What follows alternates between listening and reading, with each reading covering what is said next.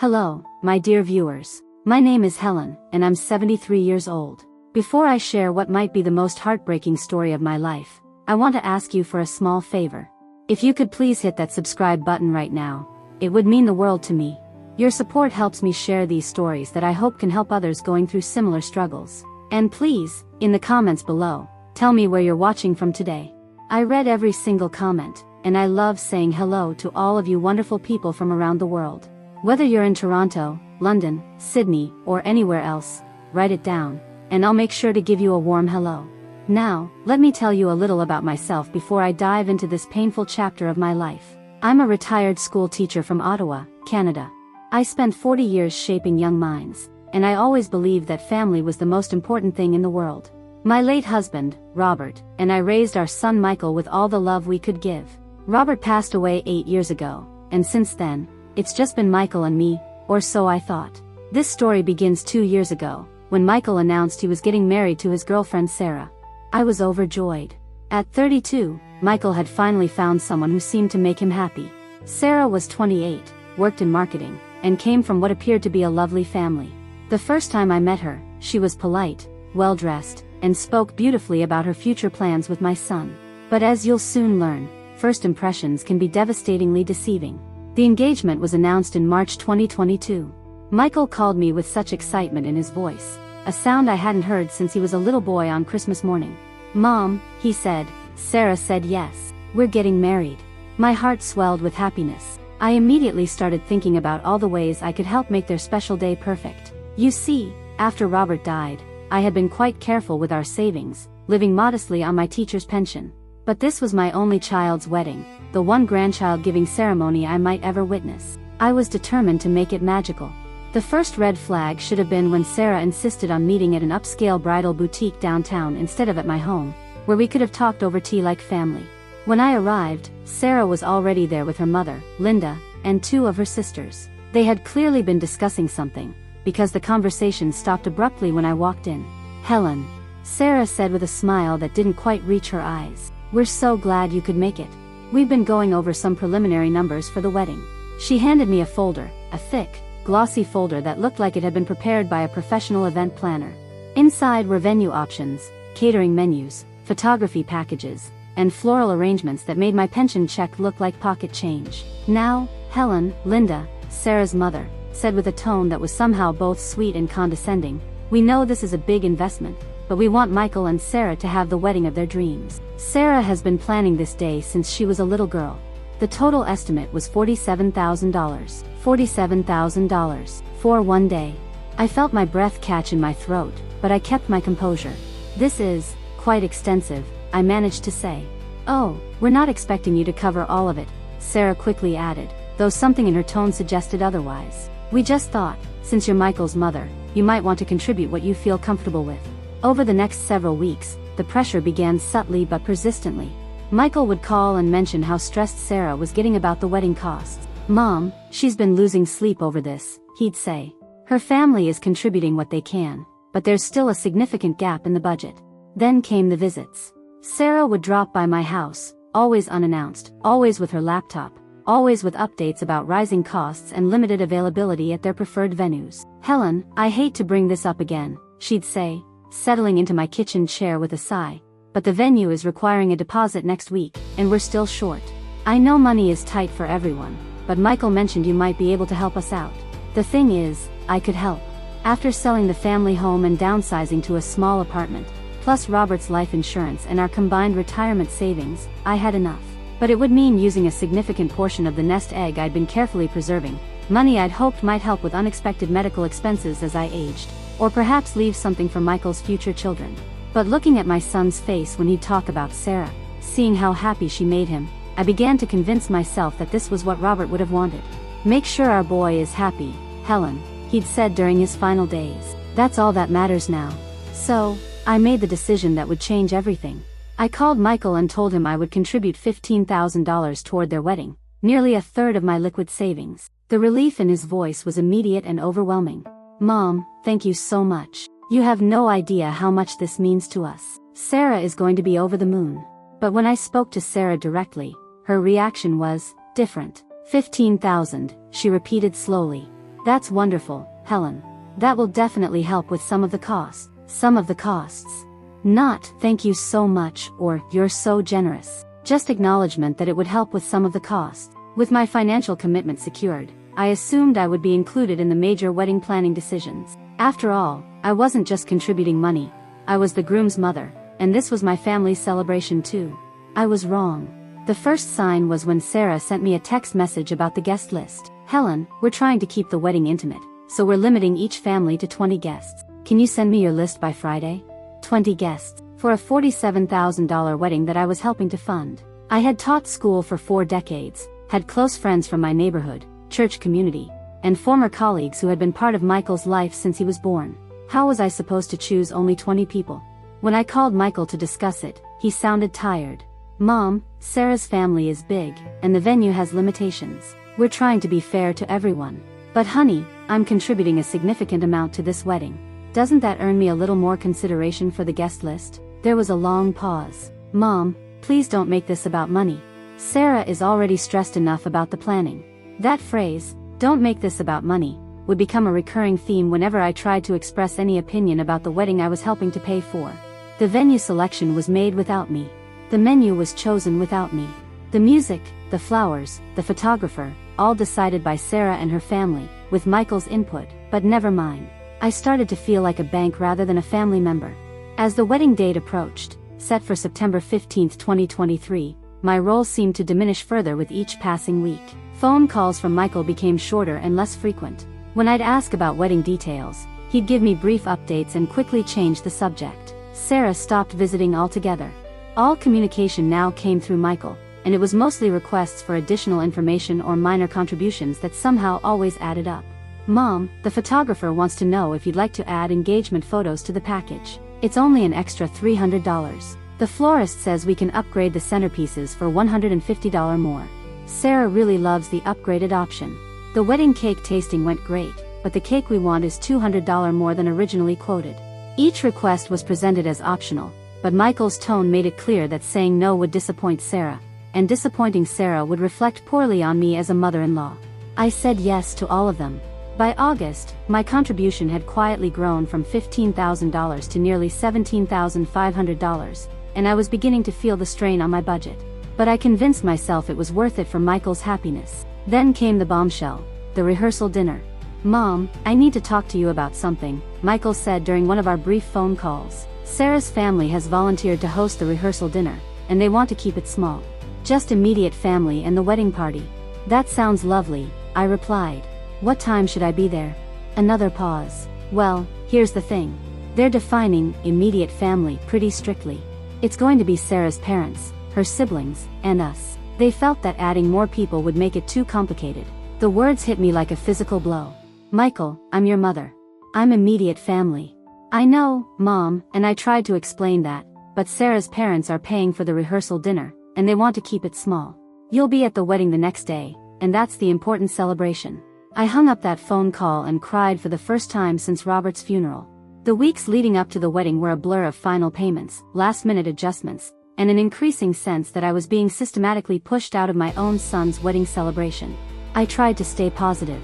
I bought a beautiful mother-of-the-groom dress, an elegant navy blue outfit that cost more than I typically spent on clothing in 6 months. I had my hair done at a salon for the first time in years. I was determined to look perfect for Michael's special day, even if I felt increasingly unwelcome in the planning process. 3 days before the wedding, I received a call from Sarah directly, the first time she'd contacted me personally in months. Helen, I just wanted to touch base about the wedding day timeline, she said, her voice artificially bright. The ceremony starts at 4 p.m., and we're asking all guests to be seated by 3:45.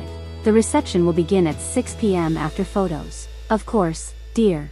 Will there be specific seating arrangements? Yes, we've assigned seats for the dinner. You'll be at table 7 with some of Michael's college friends and their partners. I thought you'd enjoy meeting some new people. Table 7. Not the family table. Not even table 1 or 2. Table 7, with strangers, while I watched my son celebrate the wedding I had helped fund from across the room. But I bit my tongue. That sounds fine, Sarah. I'm just happy to be celebrating with you both. Great. Oh, and one more thing. We're doing a receiving line after the ceremony, but we're keeping it limited to just the bridal party and parents. So that would be my parents, Michael, and me. We thought it would move things along faster. The receiving line. The traditional moment where the families greet guests together as united families. And I was excluded from that too. Sarah, I said carefully, I'm Michael's mother. Shouldn't I be part of the receiving line? Oh, Helen, I think there might be some confusion. When I said parents, I meant the bride's parents. That's pretty traditional. The groom's mother usually mingles with guests during cocktail hour. I had been to dozens of weddings in my lifetime. Never once had I seen a receiving line that included only the bride's parents. The morning of September 13, 2023, 2 days before the wedding, I woke up with a sense of anticipation mixed with dread. Despite all the exclusions and slights, I was still looking forward to seeing my son get married. I had my outfit pressed and ready, my gift wrapped beautifully, a set of fine china that had cost me $800, chosen specifically because Sarah had mentioned admiring similar pieces. I spent the morning doing final preparations, getting my nails done, and making sure everything was perfect for the big day. Around noon, I decided to text Michael to wish him luck and remind him how proud I was of him. I never got the chance to send that message. At 12:43 p.m., my phone buzzed with a text from Michael. When I opened it, I literally had to sit down. Mom, I need to tell you something important about the wedding. Sarah and I have decided to keep the ceremony and reception family only. Her family feels strongly about this, and we want to respect their wishes. You won't be joining us. I know this is hard to understand, but Sarah prefers to keep it only family. I hope you can respect our decision. I read the message 3 times before it sank in. I was disinvited from my son's wedding. The wedding I had paid $17,500 to help make possible. 2 days before the ceremony. My hands were shaking as I called Michael immediately. The phone went straight to voicemail. I called again. Voicemail. I texted back, Michael, please call me. We need to discuss this. 20 minutes later, he replied, Mom, I can't talk right now. We're in final preparations. I know you're upset, but the decision is final. I'll call you after the honeymoon. The honeymoon. He was planning to call me after the honeymoon to discuss being disinvited from his wedding. As I sat in my living room, staring at that text message, the full reality of the situation began to sink in. This wasn't a last-minute decision. This was planned. The gradual exclusion from wedding planning. The reduction of my role at every turn. The family-only rehearsal dinner that somehow didn't include the groom's mother. It all made sense now. I had been systematically removed from my son's wedding while being expected to continue funding it.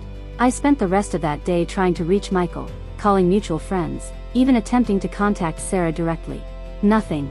Michael had turned off his phone, and Sarah's number went straight to an automated message saying the mailbox was full. That evening, I did something I never thought I'd do. I called my lawyer. Helen, said David Shin, the family attorney who had handled Robert's estate, I'm not sure there's much legal recourse here. The money was given as a gift for the wedding, and technically, they're still having the wedding. But David, I'm not invited to the wedding I paid for. I understand how painful this must be, but unless there was a written agreement about your role or presence at the wedding, it's difficult to argue that they've violated any legal obligation. So I have no options? Well, you could ask for the money back, but again, without a written agreement, it would be their choice whether to return it. I hung up feeling more helpless than ever. I had given my son nearly $20,000 and been excluded from the very event that money was meant to celebrate. September 15, 2023. The day that should have been one of the happiest of my life became one of the most devastating. I woke up at 6 a.m., not because I had anywhere to be, but because I couldn't sleep. In another timeline, I would have been getting my hair done, putting on my beautiful dress, taking photos with my son before his big day. Instead, I sat in my kitchen in my pajamas, drinking coffee and staring at the wedding dress hanging in my closet. Around 10 a.m., I made a decision that I'm still not sure was right or wrong. I drove to the wedding venue. I didn't go inside. I didn't try to crash the wedding or cause a scene. I just sat in my car in the parking lot, watching as guests arrived, wondering if I would recognize any faces, wondering if anyone would ask where I was. At 3:30, I saw Sarah arrive in a white limousine. She looked beautiful, radiant, everything a bride should look like on her wedding day. For a moment, I forgot my pain and felt genuinely happy that Michael had found someone who made him smile. Then I saw Michael get out of another car, looking handsome in his tuxedo. My little boy, all grown up, about to get married without his mother there to witness it. I started crying and couldn't stop. I drove home without seeing the ceremony. That evening, I tortured myself by checking social media. Sarah had already posted photos from the wedding. The venue looked stunning, my $17,500 had certainly helped create a beautiful celebration. The flowers were gorgeous, the cake was elegant, the guests all looked happy and festive. In every photo, there was a notably empty space where I should have been standing. The days following the wedding were some of the darkest of my life. Michael had said he'd call after the honeymoon, but the honeymoon stretched on for 2 weeks in Europe, another expense I couldn't help but wonder about, given how much money had supposedly been tight during wedding planning. I received exactly 3 communications during those 2 weeks. 1. A generic, "Thank you for your wedding gift" card that was clearly part of a batch mailing to all guests. 2.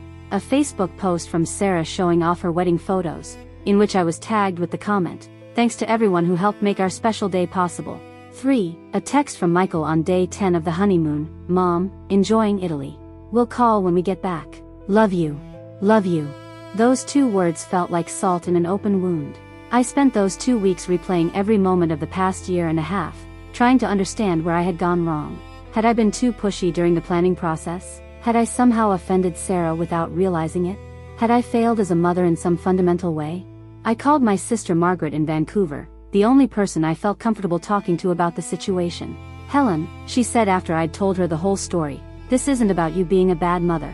This is about them being bad people." "But Margaret, what if I misunderstood something? What if there was a good reason?" "Helen, stop. There is no good reason to take $17,000 from someone and then ban them from the event they helped pay for. There is no good reason to exclude a mother from her son's wedding. This is cruel, and you don't deserve it." Her words were both comforting and devastating. Comforting because they validated my feelings, devastating because they confirmed my worst fears about what my son had become. Michael finally called on October 2nd, exactly 19 days after his wedding. "Hi Mom," he said, his voice strangely casual, as if nothing unusual had happened. "We're back from the honeymoon. Italy was incredible." "Michael," I said, trying to keep my voice steady, "we need to talk about what happened." "Look, Mom, I know you're upset about the wedding situation, but Sarah and I made the decision we felt was best for us. It wasn't personal." "Not personal?" "Michael, I'm your mother. I raised you alone after your father died. I contributed $17,000 to your wedding, and you banned me from attending. How is that not personal?" "You didn't raise me alone, Mom. I had lots of people in my life." "That's not the point, Michael. The point is that I was excluded from one of the most important days of your life after helping to pay for it." "You weren't excluded, Mom.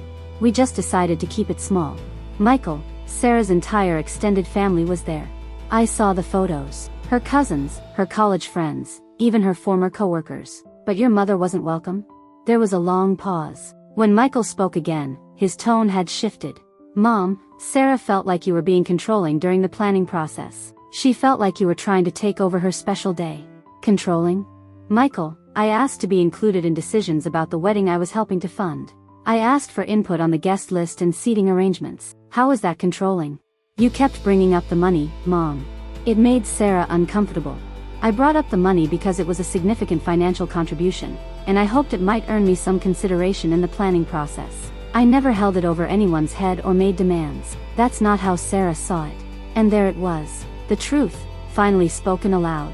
This wasn't about wedding logistics or family dynamics. This was about Sarah not wanting me there, and Michael choosing to support her decision over his relationship with his mother. "Michael," I said, my voice growing stronger, "I need you to understand something. What you and Sarah did to me was cruel. It was heartless, and it has fundamentally changed our relationship." "Mom, don't be dramatic. Don't you dare tell me not to be dramatic. You excluded your mother from your wedding, Michael. Your mother who has loved you unconditionally your entire life. Your mother who sacrificed her financial security to help make your special day perfect. And now you're calling me dramatic for being hurt by that? Look, maybe we could have handled it better. Maybe?" "Michael, there is no maybe here. You handled it terribly. You both did." I took a deep breath, gathering the courage to say what needed to be said. "I want my money back." "What?" "You heard me. I want the $17,500 I contributed to your wedding. If I wasn't family enough to attend, then I shouldn't have been expected to pay for it." "Mom, you can't be serious. The money was a gift. The money was a contribution to a family celebration that I expected to be part of. Since I wasn't part of the celebration, I want the contribution returned. We spent that money, Mom. It's gone. Then you'll have to figure out how to pay it back, won't you?" "That's not fair, Mom. You can't just demand money back because you didn't get your way." "Didn't get my way?" Michael, listen to yourself. I didn't demand to plan the wedding or choose the venue or pick the flowers. I asked to be included in my son's wedding day. That's not getting my way, that's basic human decency. The conversation continued for another 20 minutes, but it was clear that Michael had no intention of acknowledging the severity of what they'd done, much less making any effort to make it right. 3 weeks after that phone call, I received some information that changed everything I thought I knew about the situation. My neighbor, Mrs. Chen, knocked on my door on a Saturday morning. She was holding an envelope and looked uncomfortable. Helen, I hope you don't mind me bringing this to you, but I thought you should know. My daughter Linda works at the Fairmont Royal York downtown, you know, the fancy hotel. She said there was a big wedding there the same day as Michael's wedding, and she recognized your son from the photos you've shown me. I felt my stomach drop. Mrs. Chen, Michael's wedding was at the Evergreen Country Club. That's what I thought too, dear. But Linda was sure it was Michael. She even took a photo because she wanted to tell me she'd seen your son at her work. She handed me her phone, and there on the screen was a photo of Michael and Sarah, in their wedding attire, clearly at the Fairmont Royal York Hotel. They had lied about the venue. Mrs. Chen, are you sure this was taken on September 15th? Oh yes, dear. Linda was working the evening shift that day. She said it was a big wedding, at least 150 people. Beautiful ceremony in the main ballroom. 150 people. Not a small, intimate ceremony. Not family only. A large wedding at one of Toronto's most expensive venues. I spent the rest of that day investigating. I called the Evergreen Country Club where the wedding was supposedly held. They had no record of a booking for Michael and Sarah on September 15th, or any date in September. They had planned to exclude me all along and had lied about the entire situation to make it seem less deliberate. Armed with this new information, I called Michael again. This time, I was prepared. Michael, I know about the Fairmont. Silence. I know your wedding wasn't small. I know it wasn't at the Evergreen Country Club. I know you had 150 guests. I know you lied to me about everything. More silence. Michael, are you going to say anything? Finally, he spoke, and his voice was different, defensive, but also resigned. How did you find out? That doesn't matter. What matters is that you deliberately deceived me. You took my money under false pretenses. Mom, we didn't know how to tell you. Tell me what, Michael? That you didn't want me at your wedding? Because that's the truth, isn't it? This was never about keeping it small or family only. You just didn't want me there. Sarah. Sarah felt like you wouldn't fit in with her vision for the day. There it was. The brutal, honest truth. I wouldn't fit in with Sarah's vision. Her vision that I helped pay for. I know it seems unfair. It doesn't seem unfair, Michael. It is unfair. It's beyond unfair. It's deliberately cruel. Mom, I love you, but I love Sarah too, and I have to put my marriage first. Michael, a marriage built on excluding family members and lying to people who love you is not a marriage worth putting first. That's not fair, Mom. You don't know Sarah like I do. You're right, Michael. I don't know Sarah. Because she made sure I never got the chance to. That conversation was 6 months ago. Since then, Michael and I have spoken exactly 3 times. Once when he called to tell me they were moving to Calgary. Once when I called to wish him happy birthday. A conversation that lasted less than 2 minutes. And once when he texted to let me know they were expecting a baby. A baby. I'm going to be a grandmother, and I learned about it through a text message. I never did get my money back. I never received an apology. And I never got an explanation beyond, Sarah felt like you wouldn't fit in. But here's what I did get, clarity. I spent months blaming myself, wondering what I had done wrong, how I could have been a better mother or future mother-in-law. The truth is, I wasn't perfect. No parent is. But I loved my son unconditionally, I supported his choices, and I was generous with both my heart and my wallet. Sarah saw me as a threat to her control over Michael and their new family. Michael chose to enable that perspective rather than stand up for our relationship. Those were their choices, not failures on my part. I also learned something about the nature of family. I had always believed that blood relationships were unbreakable, that family meant loyalty and love and inclusion. But I've come to understand that family is about more than shared DNA. It's about mutual respect, care, and choosing to prioritize each other's well-being. By that definition, Michael stopped being family to me the day he sent that text message. It's been a year and a half since this whole ordeal began, and I want to tell you that I'm okay. More than okay, actually. I'm learning to be happy again. I took the money I had left in savings, the money I didn't spend on Michael's wedding, and I did something Robert would have loved. I booked a trip to Scotland, a place we'd always planned to visit together but never got the chance. I spent 3 weeks there, staying in bed and breakfasts, touring castles, and meeting the most wonderful people. I even met another widow, Margaret from Edinburgh, who has become a dear friend. We write letters to each other now, actual handwritten letters, and she's planning to visit me in Ottawa this summer. I've also gotten more involved in my community. I volunteer at the local literacy center, teaching adults to read. I joined a book club at the library. I've even started taking watercolor painting classes, something I'd always wanted to try but never made time for when I was busy being a mother and grandmother in waiting. The hardest part isn't the loss of the money, though that certainly stings on a fixed income.